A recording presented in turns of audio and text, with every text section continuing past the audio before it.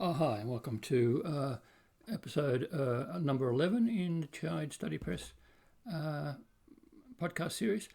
Today is a little bit different. It's still a publication of Child Study Press, which up till now has it's been dominated by Chinese Australian history, which is, of course, my main field of historical research. But I have done other research over the years, particularly when I was living in the Hunter Valley in New South Wales, and in the small town of Dungog. And while there doing research of the local history, and one of the podcasts will be an overview of the history of this fascinating town, I came across a character by the name of Thomas Cook, who was a magistrate, and more especially I came across this fascinating document. It's actually in the National Library of Australia. It's the first volume in the Magistrates Courthouse Letterbook series. So as you can imagine, before printing and press, people handwrote letters, and they wrote copies into book-bound books, which they then kept. Most of these have disappeared, though there are some scattered around. For whatever reason, the first volume, which is the best volume, most interesting volume, written almost entirely by Thomas Cook, found its way into the National Library, where it just was sitting around in the shelves, hadn't been used, and I was able to read it and wrote up a little summary. I also used other sources to do a bit of biography of Thomas Cook himself. So this is in one of the, that's what you get in the publication. It's both a little biography, short biography of Thomas Cook, and a summary of what's in the notebook called This Anomalous Community, which is one of the phrases that Thomas Cook mentioned. The community being the community of Dungog during the convict period, when it was a mixture of new settlers, Aboriginal people still living in the area, the original inhabitants, and also, of course, many convicts, people on ticket of leave, and people who were working as servants, escaped convicts, bushrangers, as they called them in the early days, not thieving from people, but simply living in the bush, keeping themselves separate.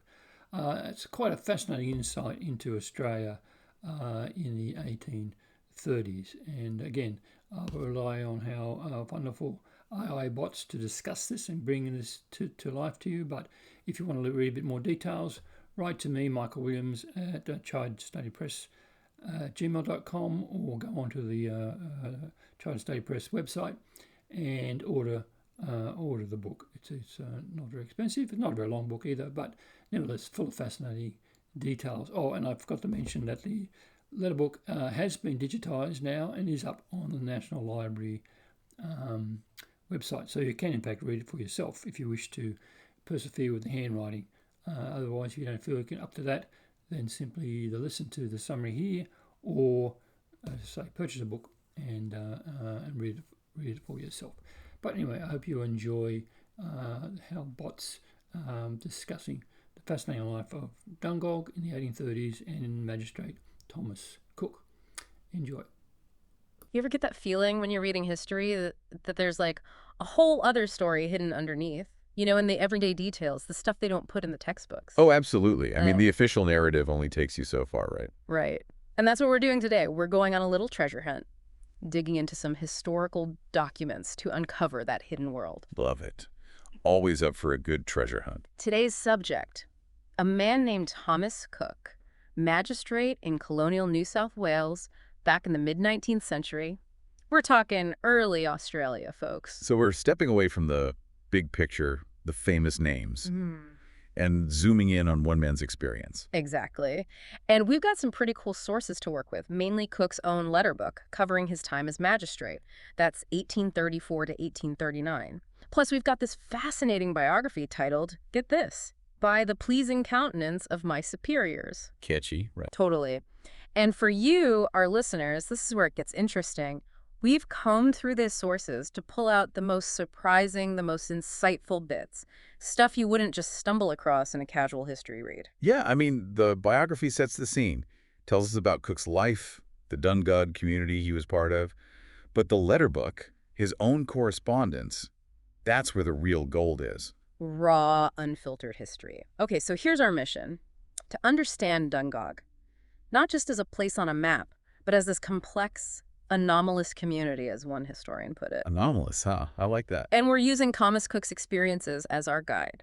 All right, so let's rewind the clock. Picture this. April 1834, Sydney Harbor.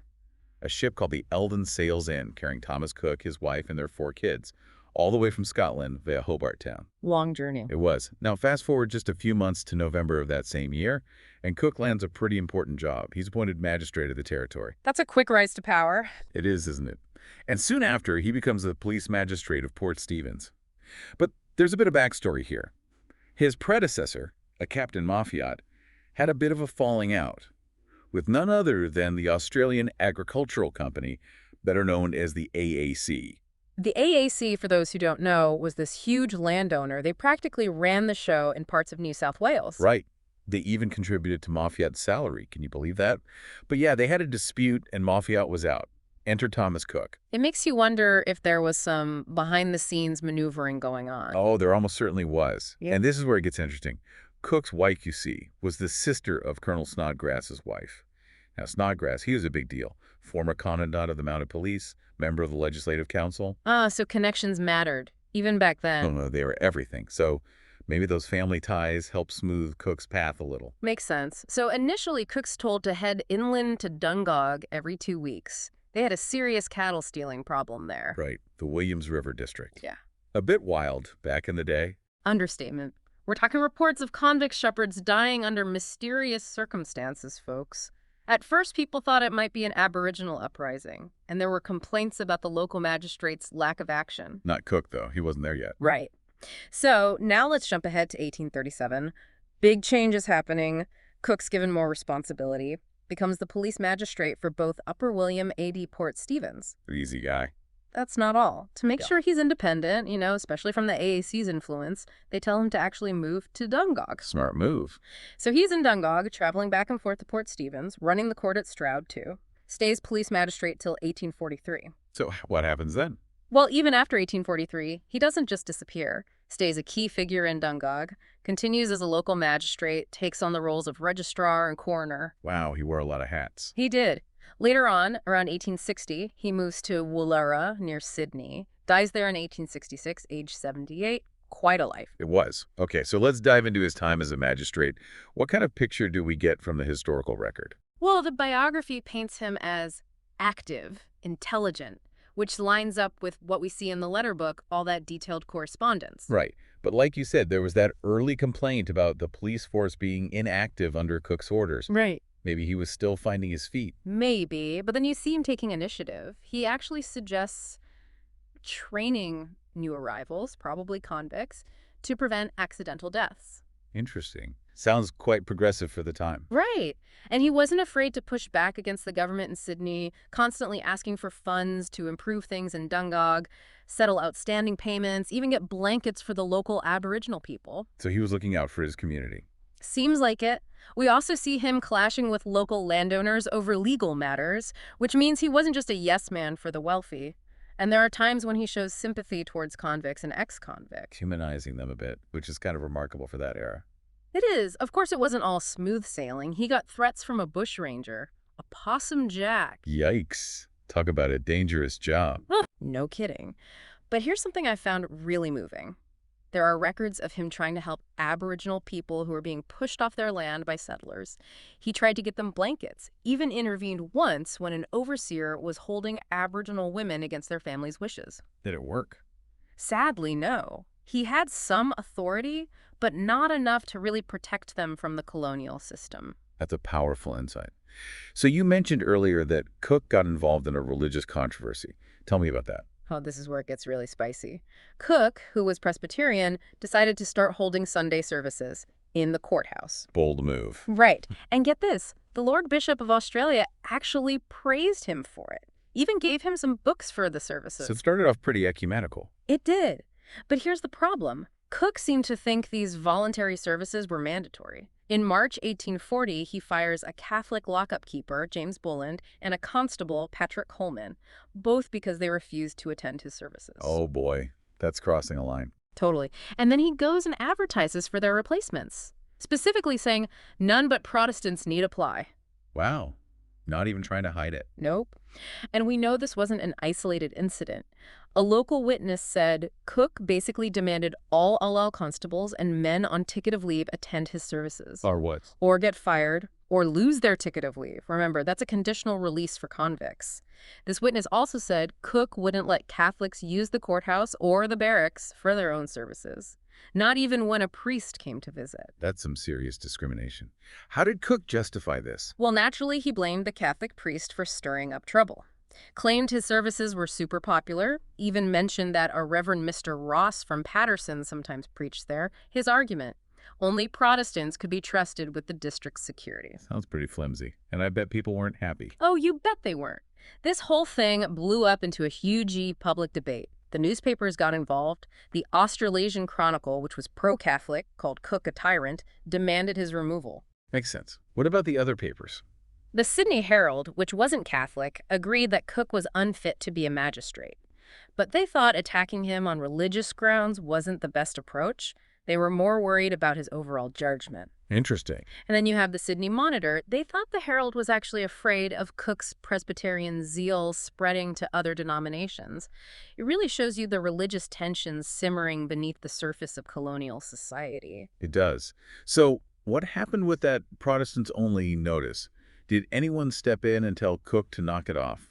The colonial secretary did eventually get involved.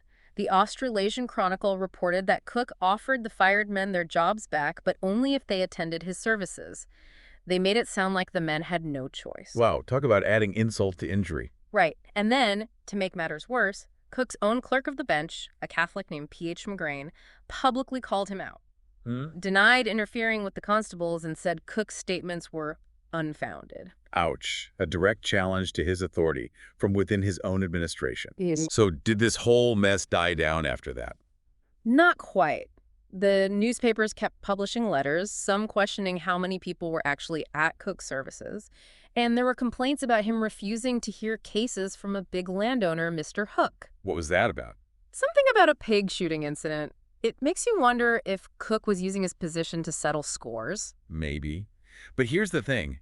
Cook's official correspondence with Sydney barely mentions any of this. You're right. Except for one letter to John Hook where Cook says he won't hear his cases because of contempt of court. So officially, he's all about the law. Clever way to sidestep the issue. But then things escalate again when Cook denies a publican's license to a Catholic man named Michael Ryan. His reasons: not enough recommendations and some vague, unpardonable reports. Sounds suspicious. Right. Ryan said he had letters of recommendation, including from Mr. Hook, and thought it was all about his religion. It probably was. And then in July 1840, P.H. McGrain, that Catholic clerk of the bench, resigned. The Australasian Chronicle blamed the whole sectarian atmosphere Cook created. So the fallout continues. Oh, yeah. The Chronicle even published letters where Cook thanks people for their support, implying it might be bribery. And they reported an incident where Cook supposedly called Michael Ryan a D.D. rascal in court. Yikes. Not very magisterial language. Nope. Now, to be fair, Ryan was also described as a receiver of stolen goods, so not exactly a saint. True, but calling someone that in court as a magistrate, not a good look. So what happened next? Did anyone try to rein Cook in? The Catholic community decided they'd had enough. The Auxiliary Catholic Institute of Hunters River got involved, bringing Cook's actions to the attention of their central committee in Sydney. About time. And guess who proposed the first motion at their meeting? Let me guess. P.H. McGrain. Bingo! So how did the authorities react? Was Cook reprimanded or disciplined in any way? Not really. Instead, the whole thing sparked this bizarre backlash. The Sydney Gazette started worrying about a Catholic takeover. They actually defended Cook, saying he was protecting Catholic consciences. Protecting them from what? From having to serve under a Protestant authority. Oh, come on. That's ridiculous. Right. But this is how deep the religious divisions ran. The rhetoric got superheated. People were throwing around accusations of treason, calling for Protestant unity. It was wild. It sounds like a powder keg waiting to explode. It was. Eventually, though, the controversy died down. But the Australasian Chronicle kept publishing complaints against Cook, accusing him of cowardice in dealing with bushrangers, and even claiming he ordered excessive lashings. So, not exactly a shining example of justice and fairness. Nope. But here's where it gets really interesting. Just as things were calming down with the Catholic community, Cook managed to offend the Protestants too. No way. How did he manage that? So, December 1840, Cook's doing his usual thing, reading a sermon during his Sunday service. But this time, there's a Presbyterian clergyman present, Reverend Mr. Comrie. Oh, no. I see where this is going. Cook apparently just keeps on reading his sermon, gestures for Comrie to take a seat. Awkward. Totally. The Presbyterian community was not pleased. A few months later, they decide to boycott Cook's services and start holding their own in a private house. Ouch. That's kind of sting. And Cook doesn't just let it go. He questions Reverend Comrie about it, then puts up a notice at the courthouse saying prayer meetings are canceled, but constable musters will continue. So he's fine with controlling secular gatherings, just not religious ones. Seems that way. It's really fascinating how much power and influence he wielded, despite all the controversy. So what happened to Cook after all this? Well, despite everything, he remained a magistrate in Dungog for quite a while. Really? How did he survive all that negativity? It's hard to say for sure. 1841 seems to have been his worst year. Then, in early 1843, someone tried to burn down his property. Yikes. Talk about making enemies. Right. But then, in that same year, there's talk of raising money to give him a gift, like a piece of silver, as a thank you for his service as late police magistrate. Late? He was no longer the paid police magistrate. In early 1843, they got rid of the paid position, part of a cost-cutting thing, replacing paid magistrates with unpaid local JPs. Ah, so it wasn't necessarily a direct result of the complaints against him. Probably not. But even though he lost the paid position, he stayed on as an unpaid JP. Some people even tried to get the paid position reinstated, but no luck. So what about that thank you gift? Did he actually get it? In 1845, when it was clear the paid position wasn't coming back, they collected some money and gave him $43. It was even reported in the newspapers. Sounds like a decent gesture. It was, but of course, not everyone was happy about it. One of Cook's critics basically called the whole thing a PR stunt. He even published the names of everyone who donated, pointing out that most of the money came from the AAC. Ouch. So it wasn't exactly a groundswell of support from the community? Nope. This critic also pointed out that most of the donations from Dungog itself came from legal folks and ticket of leave holders, not the big landowners. Interesting. So maybe Cook had the AAC on his side, but not necessarily the establishment of Dungog. Exactly. So, no longer a paid police magistrate, what does Cook do? Well, he still had plenty to keep him busy. He was a JP, remember? Plus, he and his family had settled on some land along the Williams River called Auchentorley. Auchentorley. Yeah, apparently named after an estate back in Scotland. He also bought some town blocks in Dungog, probably thinking they'd be worth something someday. Smart investor. He was. And it wasn't just about land and money. Cook was really active in local affairs. He was a commissioner for affidavits, the coroner, and a commissioner of crown lands. So still a pretty influential guy. Definitely. Being the senior magistrate in the area, he often led the way in community matters. Organized meetings, gave speeches. They even said his opening address at a road meeting was eloquent and appropriate. High praise. It is. He was also appointed to the district council twice, so clearly respected for his administrative skills.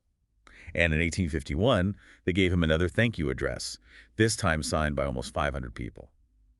He also led a petition for road repairs and was involved in examining students at the Dungog National School. Wow, he really got around. He did.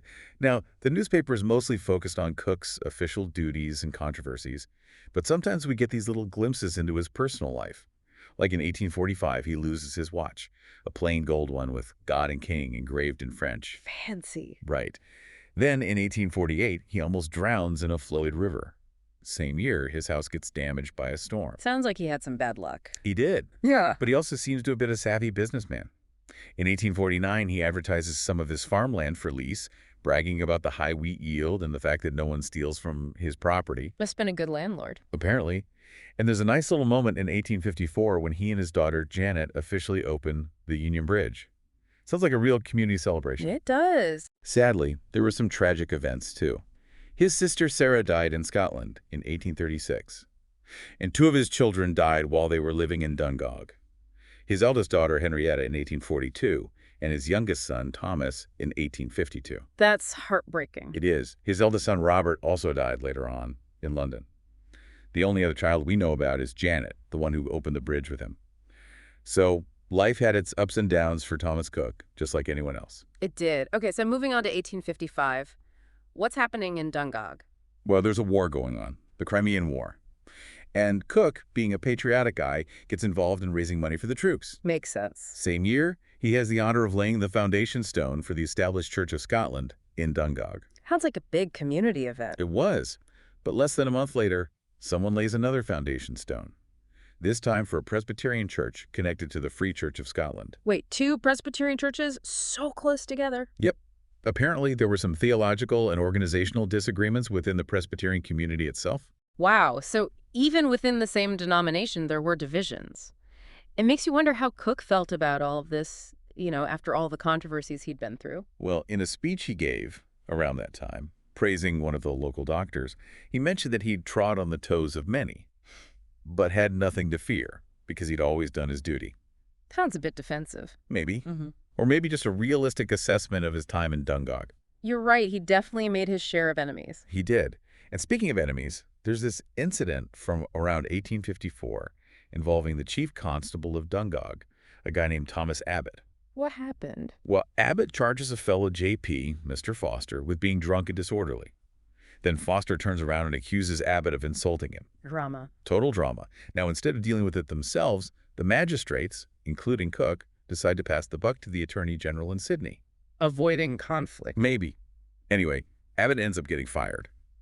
Officially, because he didn't live within the town limits, even though his house was practically next door to the courthouse. That seems a bit harsh. It does, right? It feels like Abbott might have been targeted because he didn't have much power. And Cook, being on the bench of magistrates, was part of that decision. So even in his later years, Cook was still involved in controversial decisions. He was.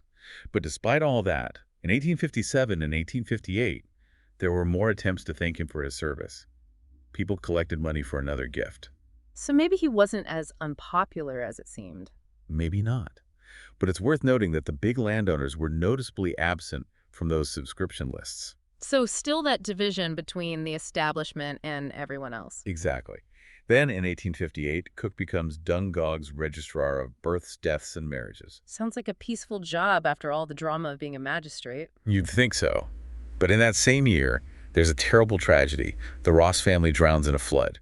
And Cook gets into a very public argument with a man named James Newell in the Maitland Mercury. So more conflict. Yep. Clearly, there were still some unresolved tensions in Dungog. Okay, so it's the 1860s. What's Cook up to now? Well, he's getting on in years, but he's still feisty. In 1863, he's still a JP, but he's also petitioning the NSW Legislative Assembly about what he considers his unfair dismissal as a police magistrate. He's still holding a grudge about that? Seems so. He petitions again in 1865, complaining about not getting any compensation.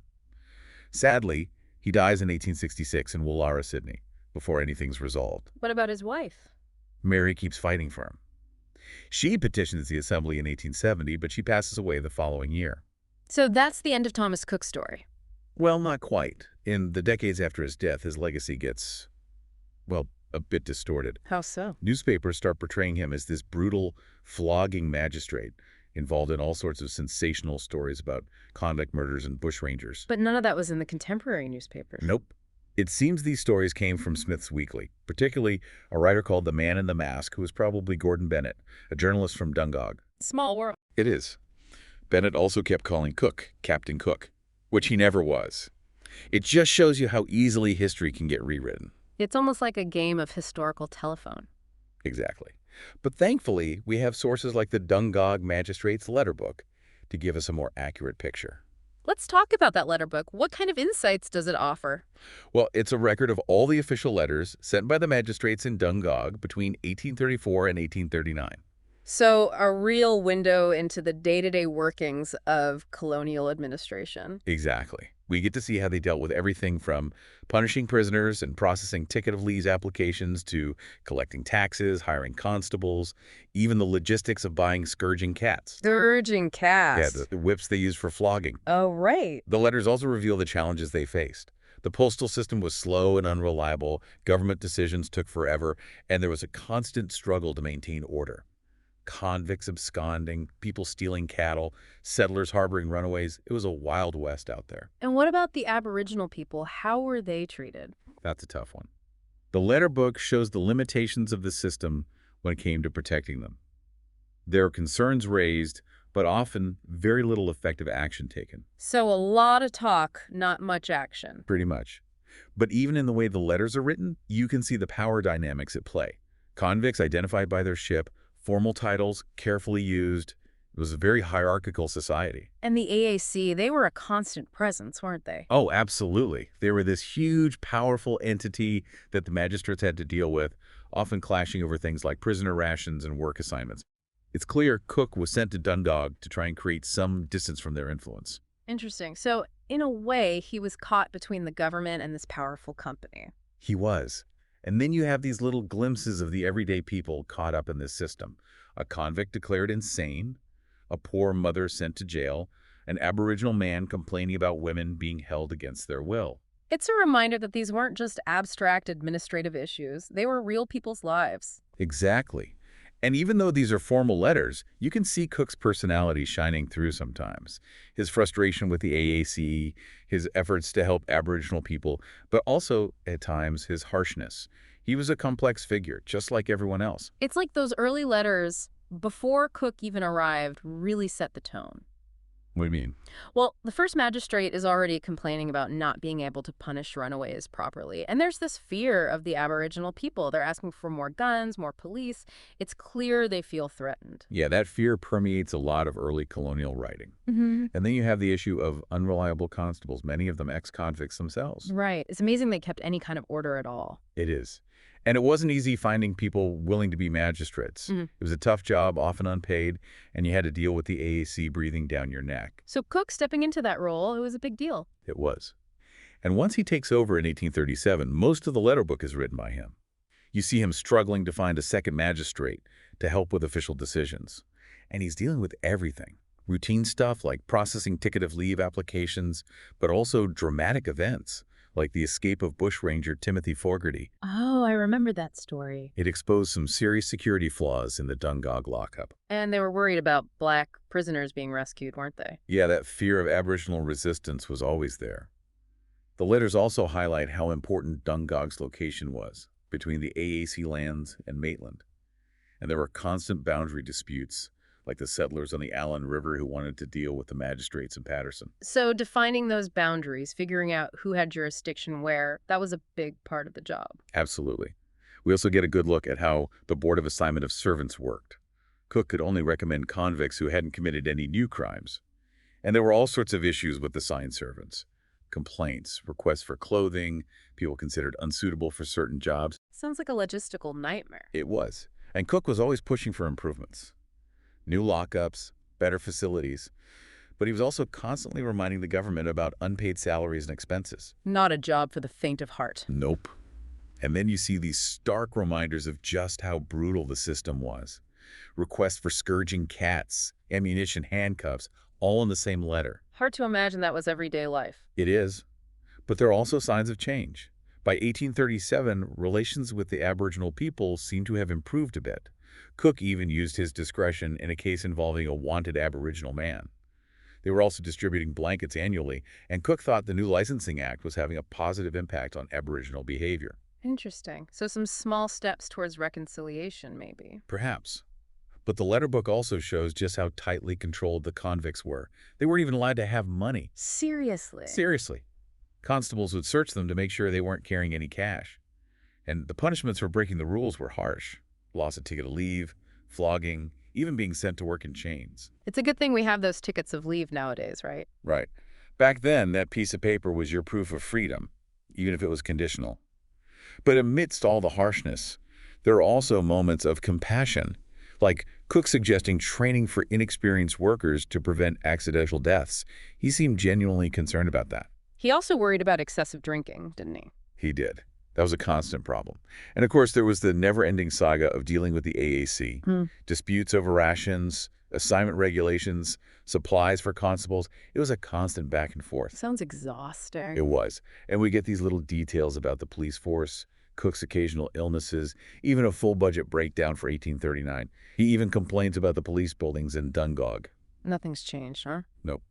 We also see him dealing with prisoners, claiming to be sick, some faking it, others with real mental health issues, and there's a case of a destitute woman he has to help. So a magistrate had to be a jack of all trades. Absolutely. And we haven't even talked about the Postal Service, which is another headache. Clerk of the bench quit, delays everywhere. Cook was even involved in designing the town plan for Dungog. Wow, busy guy. He was.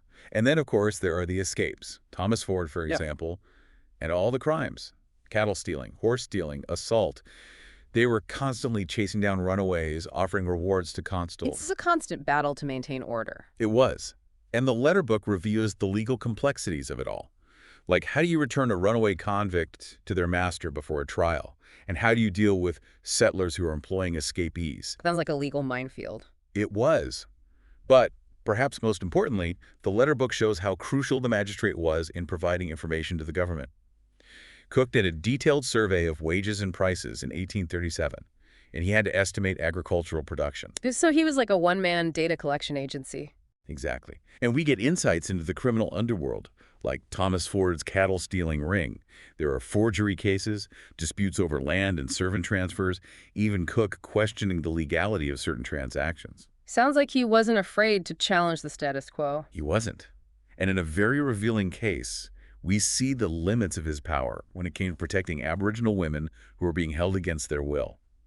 It's a reminder that justice wasn't always equal. No, it wasn't. The letter book even mentions Cook's own servants, revealing a bit about his personal life, and it ends with him taking the oath of allegiance. A fitting end to a remarkable document. It really captures the essence of this anomalous community. Landowners, officials, convicts, Aboriginal people, all trying to navigate this new world. It's amazing how much we can learn. Okay, I think plenty to think about there. As an insight into early colonial society, conflict period. No Chinese there mentioned at all, as you can, but they would soon arrive at a later date. Not much in Dungog though, I must admit. There was a Chinese market gardener, but as used in most places, but not. It seems as many as in many other parts of New South Wales or even the Hunter Valley. Nevertheless, Dungog at this period is very interesting. As I said, it's got a very interesting history in itself, and I have written that history. I've called it History in Three Rivers, the three interesting rivers that come together in the area of Dungog. So it's part of the Hunter Valley, just a little bit north of Maitland. But I think Thomas Cook and what he's written in the letter book at a period when there were convicts, Aboriginal Australians and newly arrived settlers all living together, makes for a fascinating a glimpse into our past. I hope you enjoyed that. Thank you. Thank you for listening.